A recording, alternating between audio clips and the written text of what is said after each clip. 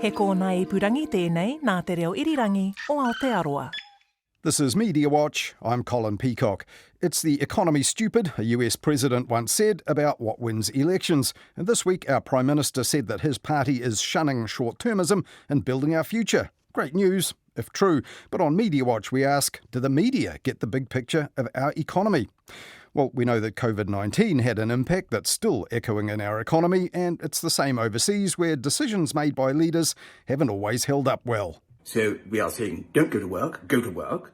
Don't take public transport, go to work, don't go to work. Stay indoors. If you can work from home, go to work. Don't go to work. Go outside, don't go outside. And then we will or won't something or other.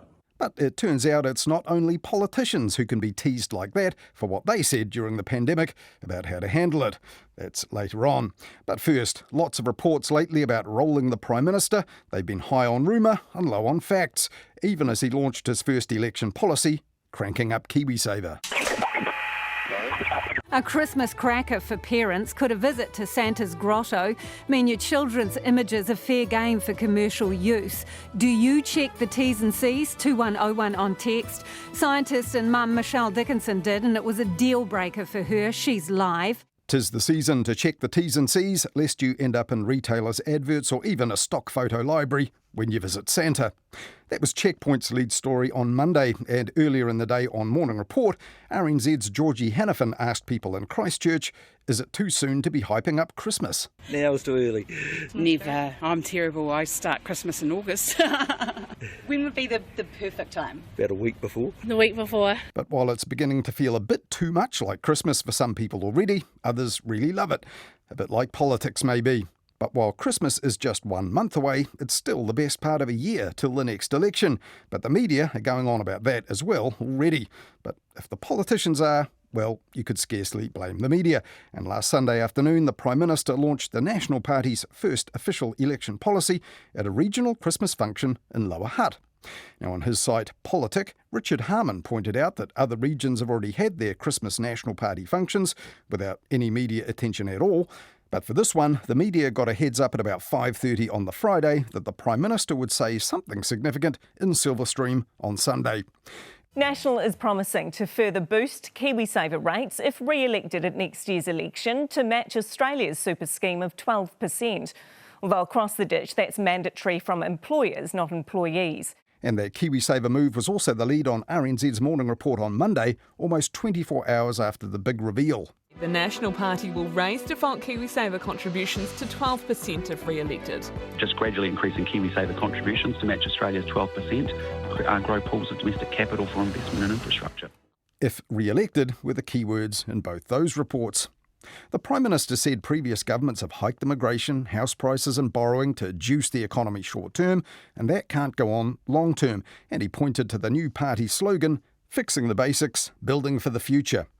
But in his daily Morning Chorus podcast for his own outlet, the Kākā, journalist Bernard Hickey didn't rate the Kiwisaver policy as especially long-term or comparable to the scheme across the ditch. The government is increasing the default contribution rates from employers and employees for a scheme which is opt-out and which is not compulsory, and in which the employee actually contributes the money. Now, this employer contribution seems like it's the employer who's contributing the money, but in New Zealand you're able to essentially offset Kiwisaver contributions with total salary. So it means an employer will often say, well, we're only going to give you $60,000 a year. You can choose to make it a Kiwisaver contribution if you like, but we can give you the cash otherwise. That's not how it works in Australia. And later in this program, more from Bernard Hickey about the big picture of our economy and if the media get it in their coverage. RNZ's money correspondent Susan Edmonds also pointed out that employers could dodge the increase by simply moving employees to what they call total remuneration packages, which Kiwisaver providers and the Retirement Commission want to see scrapped. And on Monday night, that was the angle for TVNZ's One News. Some workers and employers may struggle to afford the National Party's proposed Kiwisaver changes. That's according to small business owners and the Labour Party, who warn the changes need rethinking. And on News Talk ZB the same day, Drive host Heather Duplessis-Allen said that the big issue for employees was this. you know what this means is you're not going to get a pay rise. Any rational, sane employer is calculating it like that. They're going, I would normally give this person $100,000, but let's lop 12% off and then we'll offer them that and then we can add the 12% back on and that will be their total package. I think everybody's worried that's going to happen. It's going to happen. And soon after on that show, Herald political editor Thomas Coughlan told Heather du Plessis-Allen National's new policy was still a good one and also smart politics. Kiwisaver in general, retirement savings in New Zealand is a bit of a dog. It has been a dog since the 1970s when we got rid of the contributory scheme. We do need to lift it to 12%. Obviously, it's going to be it will be a bit of a bumpy ride getting it there. There'll be some employers who will take that extra 0.5% each year out of your pay packet and the total remuneration package, which I know you've been talking about today. So that's something I think Labor's probably going to try and look at. But the rest of the policy is pretty sound. We need to do it, and for all the bumps along the way, it's probably something that's worth doing. And in the Post on Monday, Luke Malpass said not requiring the government to tip in any money for years was actually a plus, and he reckoned this is a good start for re-election. But it's also a bit of a flip. While the employers' and employees' contribution was bumped up to 4% in the last budget to boost savings for those who opt in, the current government has also cut employers' minimum contributions, its own kickstart payment, and half the annual government cash contribution to just over $500 a year. So why this policy right now? Richard Harman reckoned, given that the week was beginning to be dominated by speculation about Luxon's leadership, it was too much of a coincidence. And there was plenty of that in the weekend papers. In the Weekend Herald, for example, Thomas Coughlan called it the week the national coup rumour went into overdrive. And the key word there was rumour.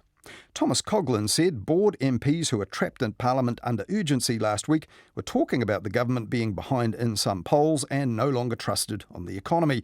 And he said some MPs in support parties had resorted to asking the media what was going on inside National. And commentary has shifted negatively, giving MPs plenty to talk about.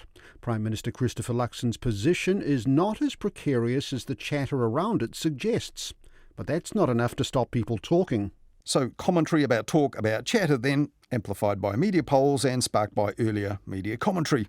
Thomas Coughlan called it a bloody marriage of Chinese whispers and Cluedo. Who's offing the PM? Why? Where? And with what? All questions with no concrete answers in the media this week.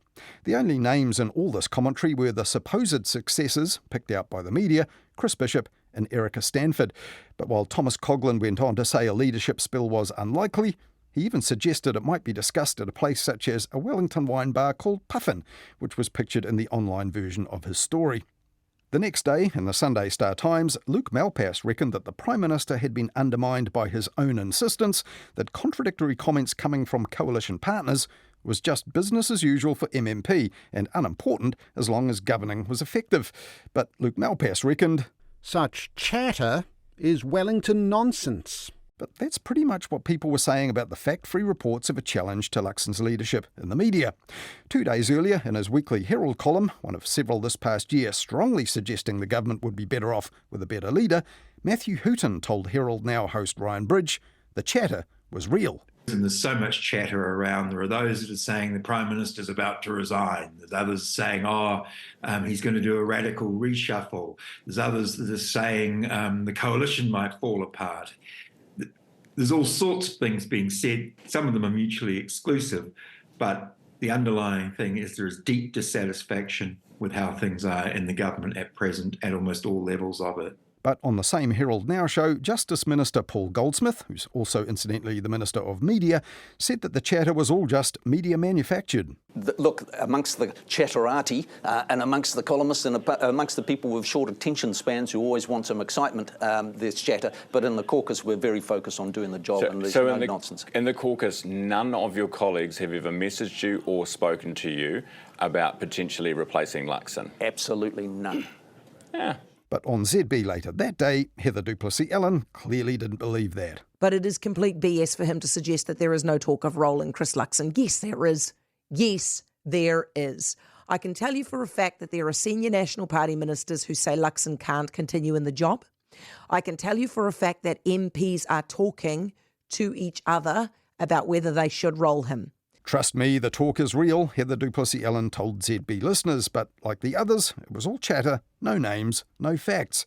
Obviously, anyone in the government would be killing their career if they were going on the record confirming a leadership spill, but some clues about the source of the supposed chatter might make these strident claims more convincing. Well, in her follow-up Herald on Sunday column, all Heather du Plessis-Allen had was this. People who attended the Air New Zealand party in Parliament this week said the possible rolling of Luxon was the talk of the event. One name kept popping up, Chris Bishop. He's now being openly talked about in Wellington as a better choice. But talked about because it's really an option, or just party guest chatter based on what they've read and heard in the media about other chatter. Either way, it put more pressure on the Prime Minister on his Monday morning round of media interviews, including one with Ryan Bridge on Herald Now, though the Prime Minister deftly deflected that by inquiring about the host's health. Good morning, Ryan. How's the foot, mate? Oh, good. I just put you run the seat over it. I put my seat on my foot. Have you fractured it, do you reckon? No, just a bit of skin. Just need a boo-boo, yeah. Just a little bit of a boo-boo. Speaking of, do you feel like one for National? No. Look, I think it's hard to take seriously because I've heard those stories right from the beginning. And so what I'm doing is focus very much on my job. And as I keep saying, polls, commentariat, rumours, my job is to get on with the country and getting it sorted for people.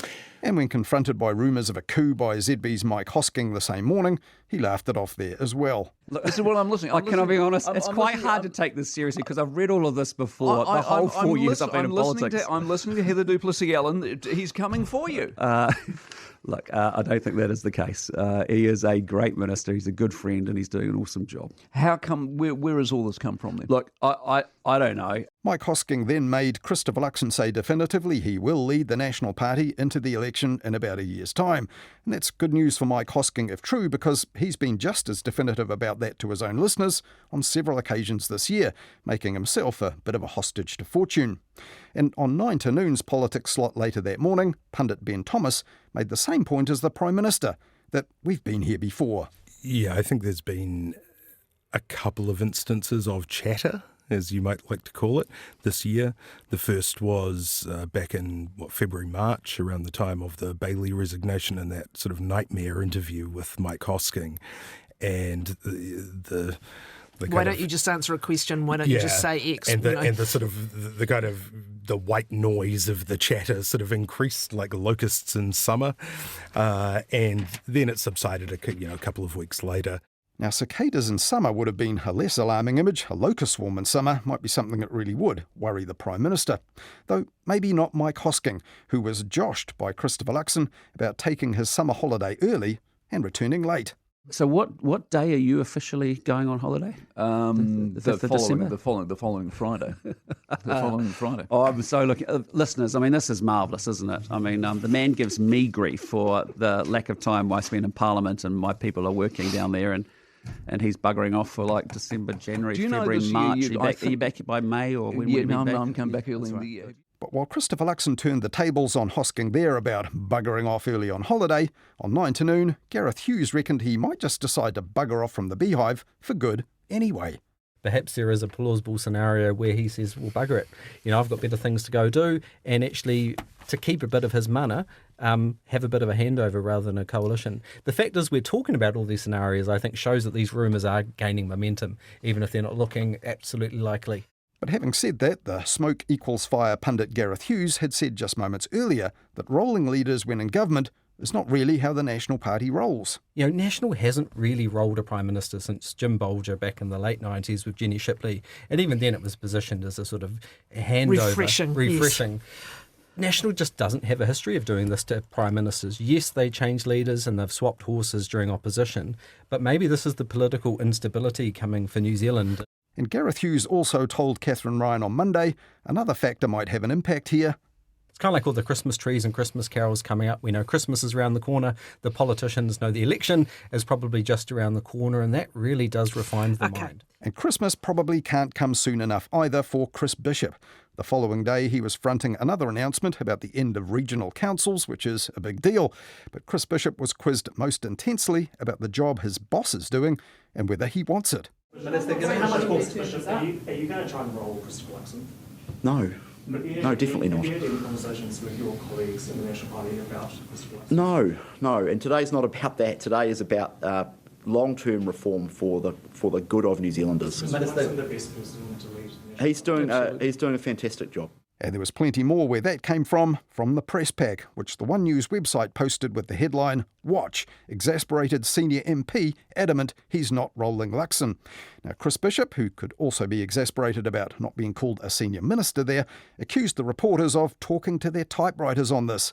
And we'll have to see if Christmas carols and good cheer will drown out the clattering of their typewriters and the chattering of the chatterati before the dawn of a new year, an election year, of course.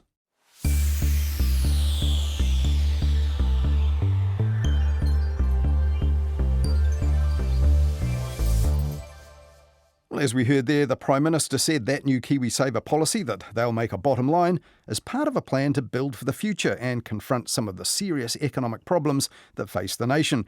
And some of those were also the focus of a special TVNZ show aired at 7:30 last Tuesday, You, Me and the Economy. How did we get here? If you go back to 2021, we had ultra-low interest rates, we had a lot of government spending occurring as well, and that was driving very strong, unsustainably strong demand across the economy. Effectively, households were borrowing, the government was borrowing, and that was driving the economy to the point where we were taking growth from the future and enjoying it back then. So the last 3 years where the economy's been going sideways or backwards, that's been a result of us having to repay that sort of good growth that we had previous. Right. That was Infometrics chief forecaster Gareth Keenan there, one of the experts quizzed by Jack Tame, the host of that show, which also included questions from viewers and was filmed before a live studio audience. A real rarity these days, a local factual show on TV in prime time that isn't country calendar. And it also felt like a bit of a dry run for the kind of thing we might see on TV when the election actually rolls around in about a year from now. And last Tuesday, Jack Tame told viewers it would have been on the following night but for Wednesday's OCR announcement, which got in the way. And Jack Tame explained in plain language why the rate change really matters to people like this. Well, in theory, cheaper mortgages mean landlords face less pressure to lift rents. And the extra cash in homeowners' pockets flows into other parts of the economy. So, more coffees, more takeaways, more summer trips to the beach, more calls to the dentist to get that tooth sorted, more buying of these amazing products you're about to see in this ad break. A reminder there from Jack Tame that the state-owned but commercially funded TVNZ also needs to pay the bills in tough economic times, just like the rest of us. Now, also watching on Tuesday was another journalist who's long urged the media and politicians to focus on the big economic issues. That's Bernard Hickey, who these days runs his own multimedia outlet covering our political economy, the Kākā. Bernard, when the Prime Minister said we're going to boost Kiwisaver and this is part of building the economy and not juicing it short term, I thought you might have welcomed this sort of almost new approach by the Prime Minister. Yeah, well, the headlines looked great, and he was keen to promote it as New Zealand's attempt to catch up to Australia's amazing pension scheme by giving the impression that there would be contributions to Kiwisaver of 12%, which is the same proportion as the Australian scheme. But when you look closer, this doesn't involve the government or employers effectively contributing much more into Kiwisaver schemes. If the Prime Minister was really keen on doing a long-term shift to our savings habits and the structure of our economy, move it away from a housing market with bits tacked on, then you'd really need to see a proper contributory savings scheme like the Australian one, where A, it was compulsory, and B, both the government contributed money in the form of a tax incentive, and B, you'd need employers to contribute. But are you not heartened, though, that they're now adopting a slogan of building for the future? We've got Labor putting forward a capital gains tax that they say they'll take to the election. We might have a bit of a contest of ideas based on long-term thinking about the economy. The media would want to encourage this. Oh, yeah. Well, it's great to talk about long-term issues, but it's worth challenging the headlines and looking beneath them. It may look like we've got a contest of true long-term ideas, but what we actually have here is a contest of performative policies. A capital gains tax beyond the family home is not worth much, to be frank. And so if Labor was serious too about truly changing the essential incentives in our economy to put money into leveraged residential land rather than into businesses, then it would be looking for change as well. But neither of those major parties are doing that.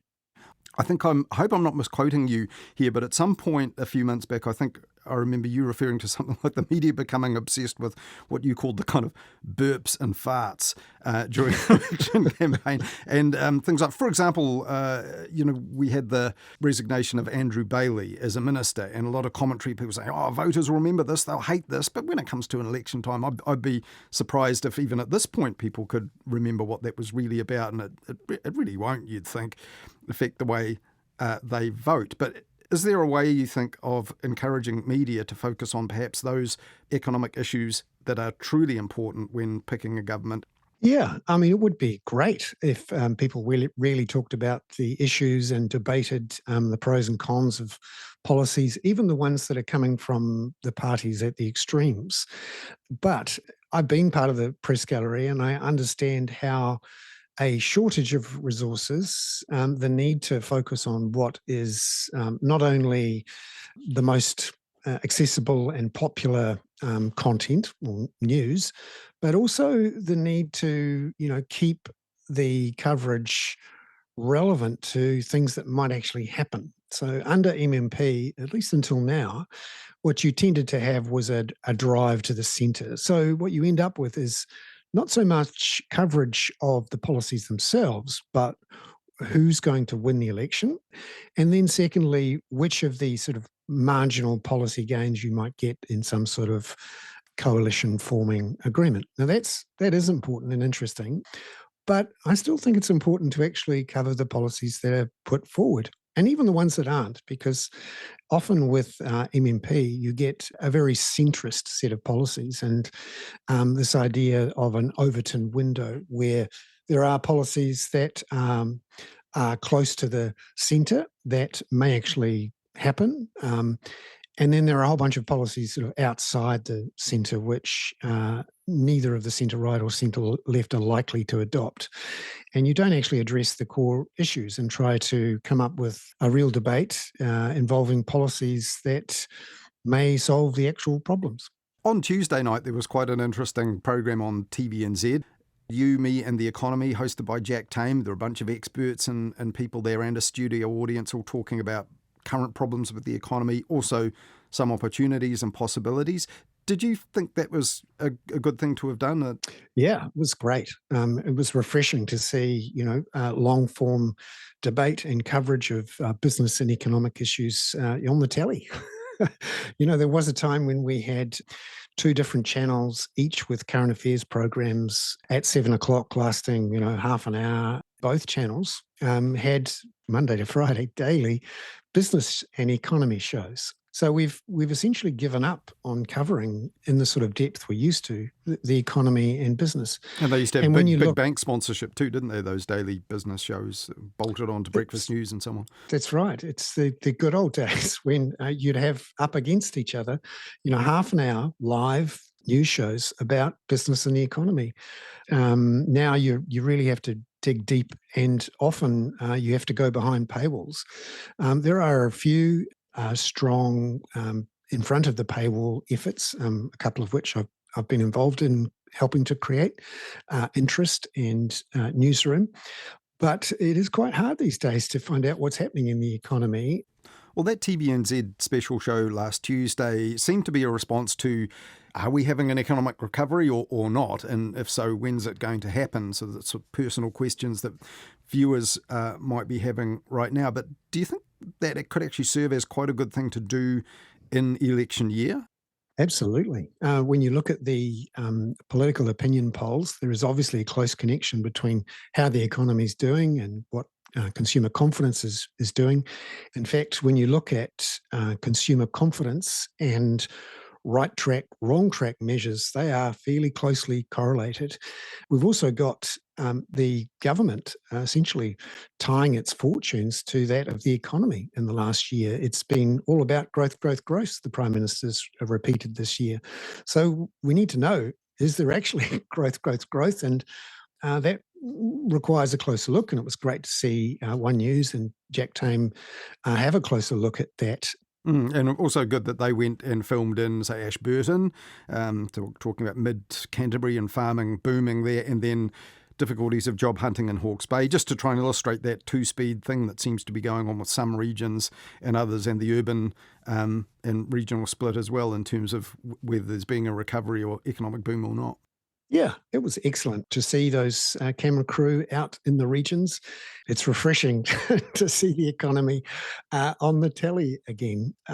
Jack and the Q&A team in particular do a great job week in, week out of including the economy and some of these economic issues in their coverage of what I call the political economy, particularly in an era when a lot of coverage on TV tends to be focused on intense political debates. There's been some great research done which shows that the issue of culture wars, so to speak, rate much better than news about politics and the economy, those sort of great contests we used to have between the interests of workers and of capital.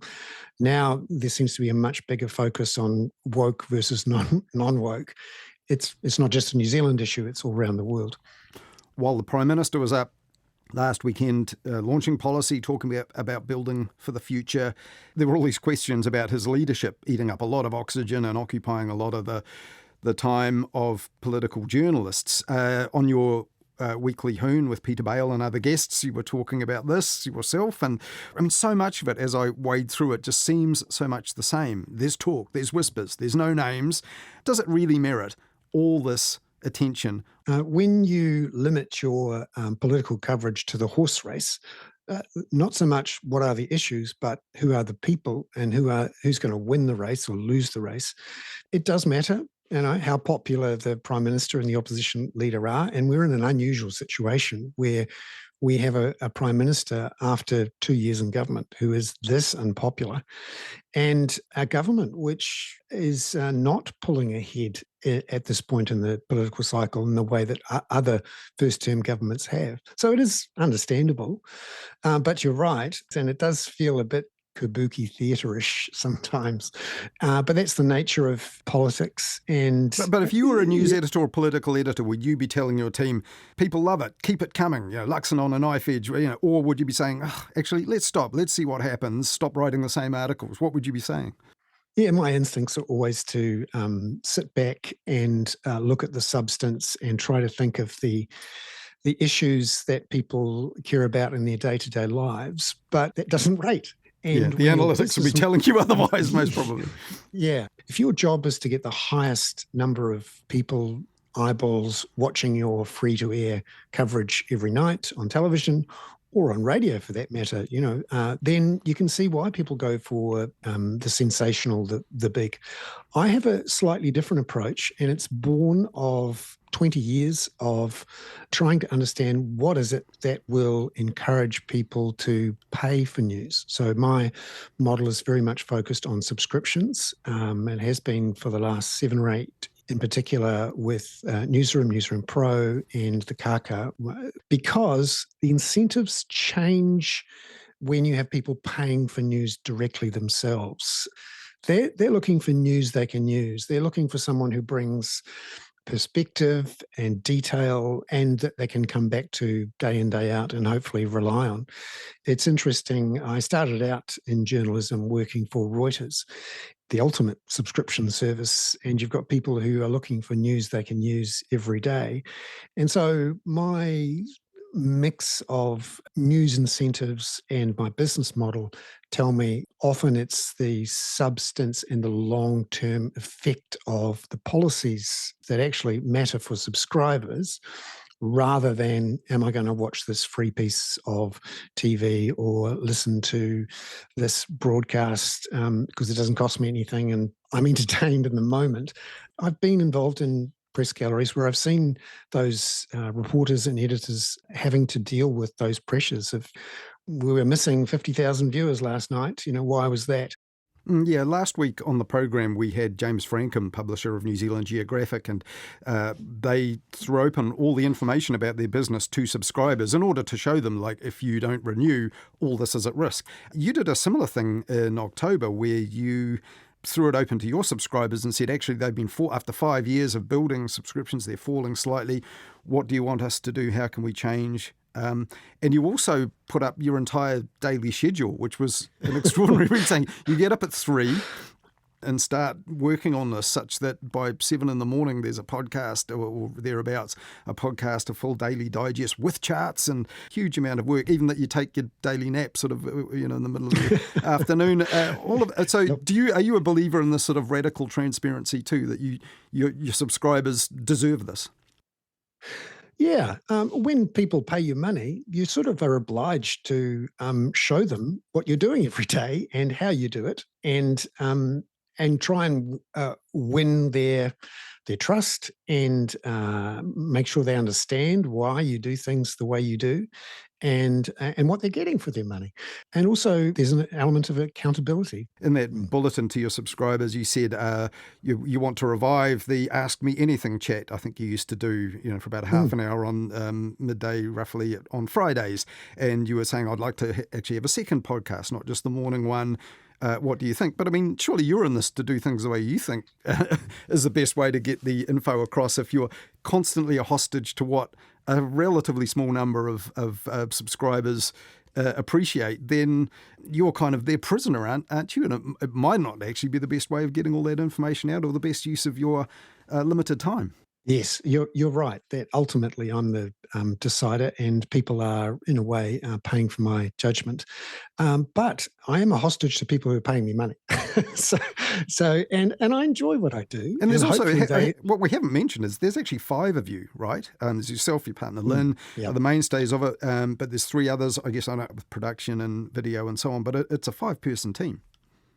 Yeah, people pay us money, and we should make sure they get something of value for that. Often they come up with great ideas that we hadn't thought of. Sometimes we do things that they don't like, and they'd say, well, I really like that, and you're taking it away, and that's not good. I'm cancelling my subscription. That's a judgment call we have to make every day. And finally, Bernard, one really interesting feature is that if 100 of your subscribers like and appreciate a piece that you've done that's for subscribers only, they can effectively vote to release that to the entire freeloading vermin out there in the public that aren't paying, so they can have, because they think it's important, which I guess is a way that you might feel puffed up that 100 of your paying customers said, this is so important, let's give it to people. In the end, you might be cutting your own throat slightly by doing that. Cost you a subscriber or two, maybe. Difficult calculation to make? Yeah. I mean, there's an ultimate paradox here, and this is the problem of public goods. But there's a fundamental problem with subscriptions. They effectively create a property right around something which we'd all like to be a public good. And the danger, of course, is that when you do something useful that you think is in the public interest, and I like to think that I'm rather than just provide a service that makes a small group of people wealthier or happier, I'd like to do things that are useful for everyone. And sometimes it is particularly in the public interest, then you run the risk of having a tree that falls in a forest. You could do some great reporting or commentary or whatever, but if no one sees it, it doesn't really matter. Also, you're regularly speaking to people who are there as politicians or CEOs or industry leaders or whoever, who want to make sure what they're saying is in the public sphere. And this is often an issue now with paywalls, is that you talk to a reporter and you say, okay, I'm going to spend my time with you. Are you going to make this available to everyone, or is it only just the people who are paying? And so one way in which I can overcome this paradox is to say to people, you've got this thing first. It's especially for you because you paid for it. But also you have some control over how many see it. And I have to say, whenever I ask, everyone says yes. And I've only had a few cases where people say, hey, you're giving away the thing I just paid for. That's not fair. Most people have been pretty good about it. And what about sponsors, Bernard? Because at the moment, it seems you in your October update, you said you'd had to put the When the Facts Change podcast on hiatus because you didn't have a commercial backer for that. Yeah, this is a podcast that I produced with the spin-off podcast network called When the Facts Change. It was sponsored by Kiwibank for several years. So we'd love to get that going again. But again, it's one of the challenges of journalism today. You have to find a way to pay for it. Well, Bernard, according to the schedule you provided to your interested subscribers back in October, I think we're currently recording this in your mid-morning break, so you have your hour-long nap to come sometime after midday before you crank it up again in the afternoon and start working on interviews and the next day's newsletter. So thanks for sparing us the time anyway, and I hope you sleep well and get the energy back for the afternoon and evening round. Thanks, Colin. Cheers. That was Bernard Hickey, the founder and boss at the Kākā, a multimedia outlet covering the big issues in our political economy.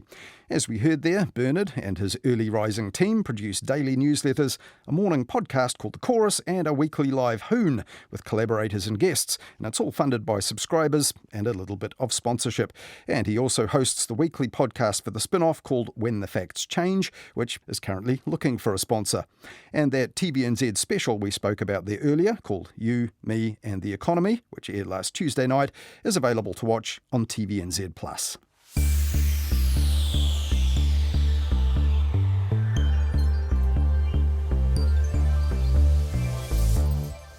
And finally on Mediawatch this weekend, when the Prime Minister was talking to Mike Hosking on his ZB breakfast show about economic challenges last Monday, he made this point. We had the longest COVID hangover, which we've dealt with. We had $66 billion go walkabout that no one knows where the hell it went. And you didn't have Ardern, Hipkins or Robertson actually front that commission to actually explain what the hell they were thinking at that time. But imagine the difference in the economy if we'd never locked down. Now, they didn't discuss what might have happened to the economy without a lockdown, or that the National Party in opposition actually supported the lockdowns in 2020 and 2021, though Luxon was arguing to lift the Auckland lockdown by March 2022. But the Prime Minister was prompted to say that on News Talk ZB last Monday in the first place by the host Mike Hosking asking him this.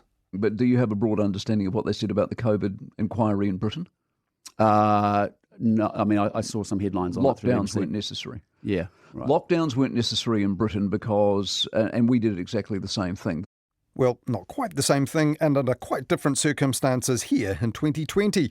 But the just-released UK COVID response inquiry report also prompted Mike Hosking to make this claim last Monday. Obviously, their lockdowns were nowhere near as hard as ours. And that's another mass failing on the control freaks like Ardern and Hipkins. But just think about how COVID would have been, our view of that period would have been, if a lockdown had not been part of that experience. Masks, rules, contact tracing, vaccines, respiratory hygiene could have stopped the need for lockdown. That's the British conclusion. Well, that's part of it. In the UK's report, it said lockdown could have been avoided if they'd been socially distancing and isolating in bubbles earlier than mid-March 2020 in the UK, by which time people were dying by the thousands across Europe. Lockdown a week earlier could have saved thousands of British lives too, the report said, and the lack of urgency in government there was inexcusable. Or, in Mike Hosking's terms, perhaps they weren't control-freaky enough. Hurried policies and confused messages about returning to work in the UK continued for months, the report said. And this week, the science editor of the UK's Sky News, Tom Clark, blamed the former British Prime Minister Boris Johnson for trolleying, or in other words, swerving erratically between doomsday thinking and the need to keep shaking hands and act like normal. And he said the best analysis of that actually came from a comedian, Matt Lucas, in this satire of Boris Johnson's speech to the nation in May 2020. Don't go to work, go to work. Don't take public transport, go to work, don't go to work. Stay indoors. If you can work from home, go to work. Don't go to work. Go outside, don't go outside. And then we will or won't, something or other. So a case there of Little Britain showing up the leader of Great Britain back in 2020. Now, whether the right decisions were made here or not, or communicated appropriately from the now notorious one podium of truth, you couldn't accuse our politicians, government and opposition of a lack of clarity. Mike Hosking, on the other hand, did seem a little more like Boris Johnson in his responses on News Talk ZB at the time. In early March 2020, for example, he told ZB listeners, "It is not a killer virus, as I read a number of times. It's a virus that can kill, the same way a Toyota Corolla isn't a killer car." Hold your nerve, he told the government, because the economic damage could be big. But on the 23rd of March 2020, he said Boris Johnson had got it wrong, Michael Baker was right, and our government wasn't closing down fast enough. Now, if only we can get the government, and believe me, there are those within the government that are pushing hard against their own people to close this place down.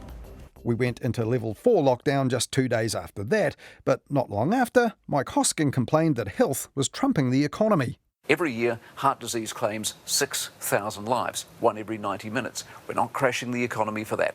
This entire debate is driven by politics, alarm, and with a reasonable amount of genuine concern for our safety and health. But the latter is starting to get mixed up with the former, as increasingly a large number of people ask whether the reaction warrants the concern. And a year after we first locked down, Mike Hosking was asking whether the lockdown had been a fear-driven cock-up from a trigger-happy government. And 4 years later, this is what he said this week. If they can conclude it in Britain, how we can't conclude something similar here? Same virus, same approach, same outcome, same mistakes. It is a failing, do you not think, of historic proportions? But it wasn't just the decision makers who got it wrong back then, more than once. Wonder what Matt Lucas would have made of Mike Hosking. Well, that's it for this week. Thanks for listening. If you have any thoughts for us or ideas for us to follow up, do get in touch. You can email us, mediawatch@rnz.co.nz. You'll also find us at MediawatchNZ on X, and you can even write us a letter and send it to Mediawatch, PO Box 123, Wellington. Catch you again for Midweek Media Watch next Wednesday. In the meantime, follow Media Watch and listen on any podcast app to make sure you never miss an episode.